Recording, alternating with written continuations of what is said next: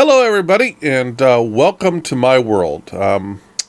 This is Chaoschunk, and this is Chaoschunk's single-player world. This will be my first video that we get up on YouTube to show off the world.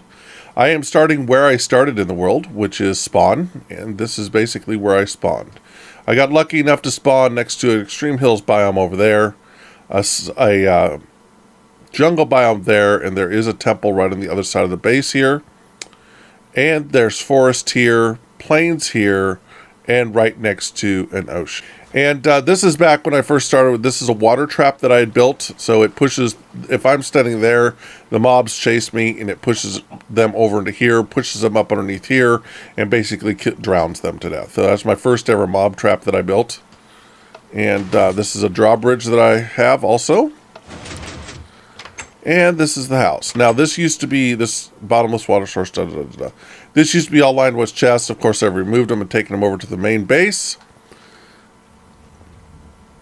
All right, so this is this area. And if you want to see the redstone for the drawbridge, there's the redstone for the drawbridge right there. And let's head back this direction. We'll go right here. And this is the cow farm and the sheep farm at the old base. Then if we head up this hill here, this is the bottom part of the chicken farm, which has an automatic chicken redoer, which is set on a simple clock that just basically pulses this and fills it back up with chickens after I kill them. And it's a two-sided one, eggs, as you can see. So if we go up here, Netherwart farm, which is here. There's the top side of the chicken farm. You can kind of see how it works. There's a reed farm right there. And there's a wheat farm over here. And this is a wheat farm. It's automatic wheat farm. And it actually funnels all of the drops right down there is where all the drops go. So I can feed the cattle and stuff. There actually used to be a chest right there. I don't know what happened to it. Nice. So we'll show you the wheat farm from in here. This is the wheat farm. You just flip that lever up and it washes all the wheat into here and it's good to go. This is the train station. This is, of course, the old base. The sand farm, which is that direction. And sand farm is just a desert biome, is all it is. And then this one takes us up to... there's a blaze farm this direction, which I think we can go see. Let's go see the blaze farm. So it's down to the blaze farm. So let's go see the blaze farm here real quick. Now this blaze farm is a, I believe it's an etho design, and I believe that I followed Hfog's directions on how to make this. You'll hear me saying Hfog a lot in my videos. He is a major inspiration for most of the things that I build. And he is a great YouTuber, and I highly recommend that you look him up on YouTube. And as we get up this hill here, I'm going to give you a nice view out the side of the train here, and you can see a beautiful view of the Nether and see all of its majesty. There you go. We are at the Blaze Farm. Yes, there's an enchanting table here and an anvil because I did use this as my EXP farm for a while. So the principle is that the spawner is up there. They spawn. The pistons push them down into here. Once they get down into here, you get enough of them. I usually get about at least like 50 of them. You hit the kill button, which closes the pistons and crushes them to death. And it crushes them just long enough to get them down to 1 hit point. And waiting. And then they're 1 hit point. Collect your loot. Reset the trap, and there you go. All right, okay, so we're back in the train station here. These are linked nether portals that helped me getting from the bottom of my base to the top of my base. So let's go ahead and go to the top of the base here real quick. Port through. Okay, so this is the main sky base. And as you can see, we got a lot going on here. We'll start with the thing that's that you saw first, which is right here. This is one of 2 NPC villages that is creating iron golems for iron to create iron. The way that it works is that each one of these doors is a village. Inside of these pods are villagers that have been transferred up here. Once it gets to a certain maximum density of villagers and houses, they will start to produce golems. The golems will form inside the village here. The water that's inside will push them to the center where there's open space, which will drop them down below. When they drop down below, there's a drain where they drop into, and then there's a water conveyor that moves them to a water blade or to a lava blade, at which time they'll be killed and their iron will drop and then be funneled into the end.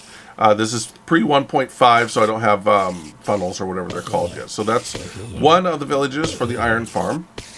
The noise that you're hearing in the background is the mob spawner.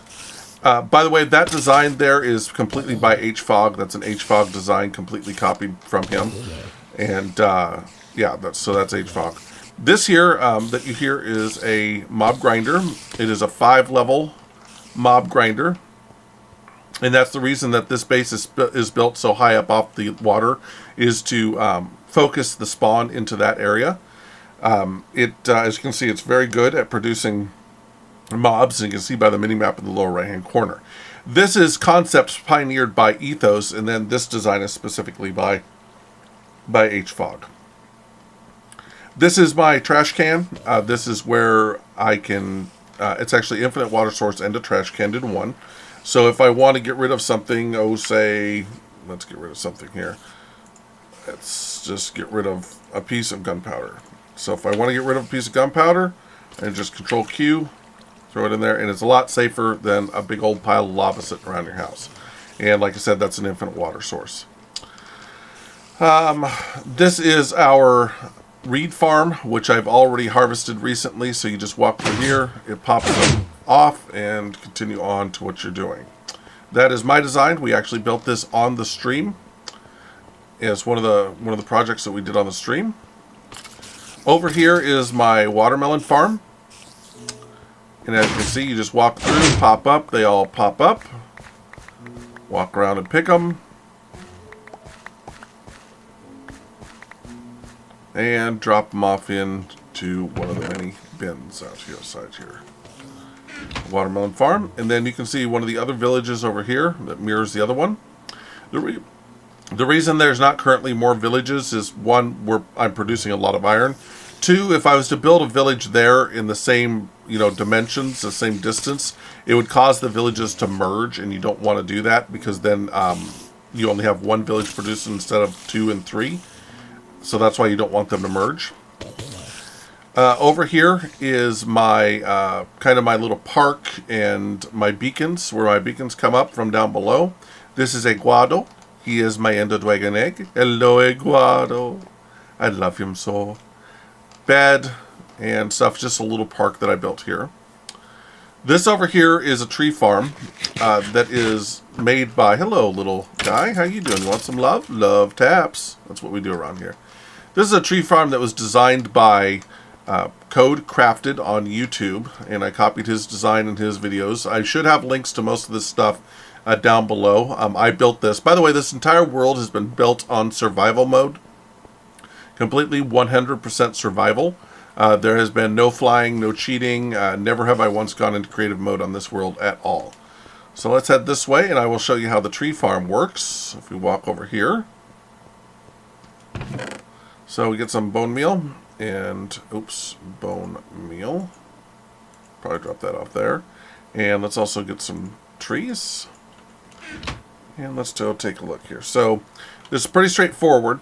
You pop a tree in here, pop it with bone meal, and you've got a stripped tree. As you can see, what it does is it strips the tree and it moves it forward. And that is all it does. And when it's done, when it moves it forward, it moves it into a collection point over here that you can see. It's a full-size collection point. And, of course, that's a bud switch over there that pushes them this way, and then a bud switch over here that pushes the entire stack this direction. Is how that it works. So that is the upper base. And, it's an entirely self-sufficient base, food and reeds, and this is just for looks, basically. It was going to be the tree farm, but I found out that was a better deal. So let's go ahead and drop down. And where we're going to go now is into the stronghold that's down below. That is a temporary village over there for storing villagers until I need them. So we're going to go into here. And this is down below. So there's two things to show you down here. Actually, there's a couple things to show you down here. The first thing is we'll show you, and yes, we're going fast now because of the beacons. These are where the beacons generate.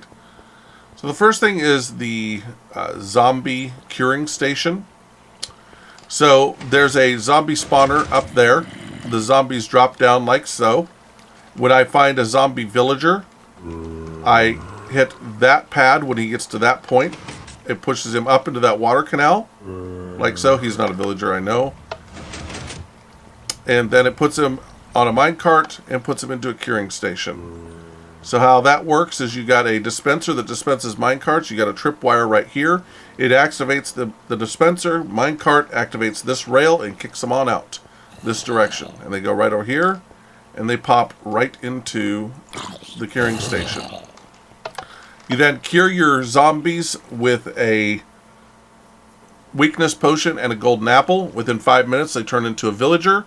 You pop this one here. It drops them down. There's water canals below this that push them, and the village is right up over there. So there's a mob elevator up there, and it just pushes them right along and pops them right up in there and stores them for later use. So that is the zombie curing station. Again, Hfog, 100% Hfog design. That's who I followed to make that. And I love it. It works great. I believe that there is not a minecart here. All right.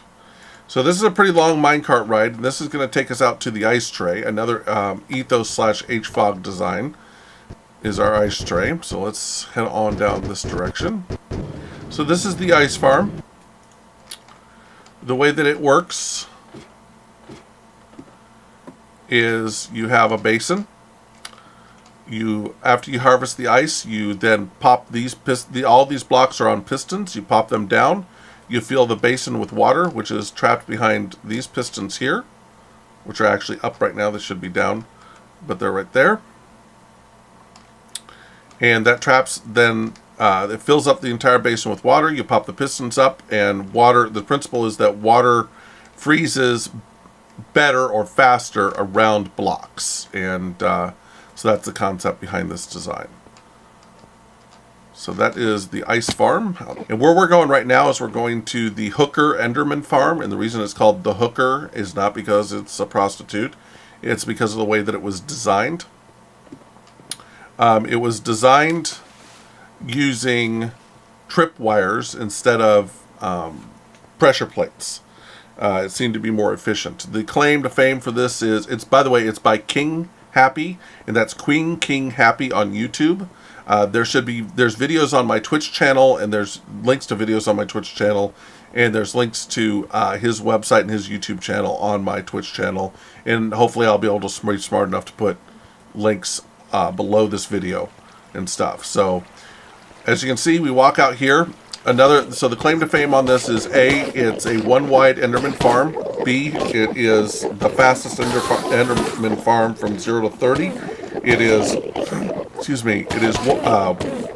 1 minute from 0 to 30 with this Enderman farm. And as you can see, I already have a ton of experience, and I need to go spend it.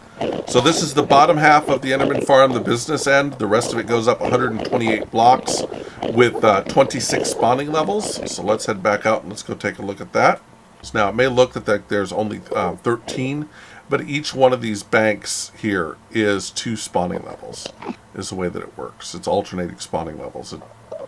But great video on how to build it by King Queen Happy.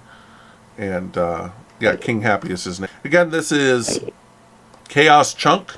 You can find me on twitch.tv at twitch.tv/Chaoschunk.